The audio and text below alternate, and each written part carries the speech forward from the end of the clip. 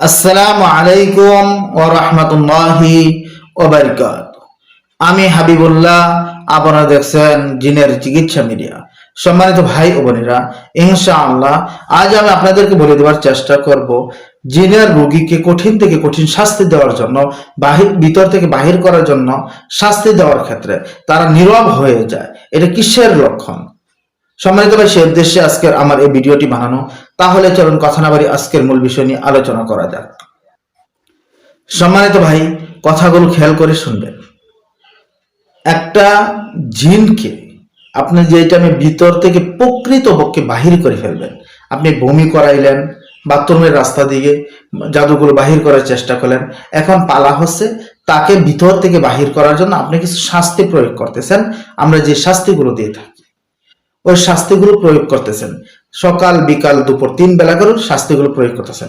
এখন আগে এই রুগীটা চিল্লাচিল্লি করতো, এই রুগীটা অচেতন হয়ে যেত, এই রুগীটার বিভিন্ন সমস্যা দেখা দিত চিকিৎসার আগে, শাস্তি দেওয়ার প্রথম পর্যায়ে। এখন বলতেছেন, প্রশ্ন হচ্ছে যে হুজুর এখন তো রুগীটা খালি ঝিমায়, এখন আর কোনো কিছু হয় না। কারো কারো এরকম উত্তর হচ্ছে যে হুজুর লালা পরে ভরে যাচ্ছে, এখন কি করা যায়? এখন তার কোনো পরিবর্তন খুঁজে পাওয়া যাচ্ছে না, সুস্থ না অসুস্থ, এখন স্বাভাবিক জিমাচ্ছে আর হচ্ছে। আমি বলবো ভাই, ওই জিনটা দুর্বল হয়ে যাচ্ছে, ওই জিনটা ভিতরে দুর্বল হয়ে যাচ্ছে। ইনশাআল্লাহ আল্লাহ তাআলা রব্বুল আলামিন চাইলে একসময় সে সরিষা পরিমাণ হয়ে যাবে, একদম শেষে নাই হয়ে যাবে ইনশাআল্লাহ, একসময় শেষে নাই হয়ে যাবে। তিনি এখন দুর্বল হয়ে যাচ্ছে, যার কারণে তিনি আর চিল্লাচিল্লির এবং ক্ষমতা দেখানোর শক্তি পাচ্ছে না এবং লালা ছাড়তেছে। আপনি ধৈর্য হারাবেন না। সুস্থতার মালিক একমাত্র আল্লাহ, অসুস্থতার মালিকও আল্লাহ। তাই আপনার কাজ হচ্ছে আপনি এভাবে চিকিৎসাটা চালিয়ে যান। আপনার তো টাকা পয়সা কোনো কিছু লাগতেছে না, আপনি নিজের চিকিৎসাটা নিজেই চালাচ্ছেন, আপনি চালিয়ে যান। ইনশাআল্লাহ অল্প দিনের ভিতরে ওই জিনের রোগীটা পরিপূর্ণরূপে সুস্থ হয়ে যাবে, ইনশাআল্লাহ পরিপূর্ণরূপে সুস্থ হয়ে যাবে। তাই সম্মানিত ভাই, জিনের রোগীর ক্ষেত্রে ঘাবড়ানো যাবে না, তাদের কায়াম হায়ায়, তাদের বিভিন্ন রকমের প্রতারণায় পড়া যাবে না। যিনারা কায়া ধরবে যে আমরা পরিপূর্ণ সুস্থ হয়ে গেছি, আমার আর কোনো সমস্যা নেই, অথবা এমন প্রতারণা করতে পারে যে আমি তো আসলে চলে গেছি, অন্য এটা আর না, উনি চলে গেছে, আমি নতুন আরেকজন আসছি, এগুলো কোনো কথাই নেই।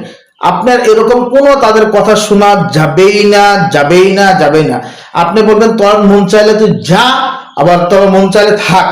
আমার কাজ হচ্ছে কোরআন তেলাওয়াত করা, তোর কাজ হচ্ছে থাকা অথবা যাওয়া। তুই পারলে থাক, নালে চলে যা। আমি কখনো তোকে বলবো না যে তুই চলে যা, অথবা এটাও কখনো বলবো না যে তুই থাক। তোর যেটা মন চায় কর, তুই যতদিন থাকবি আমি কোরআন শরীফ তেলাওয়াত করবো, তুই থাকতে থাক।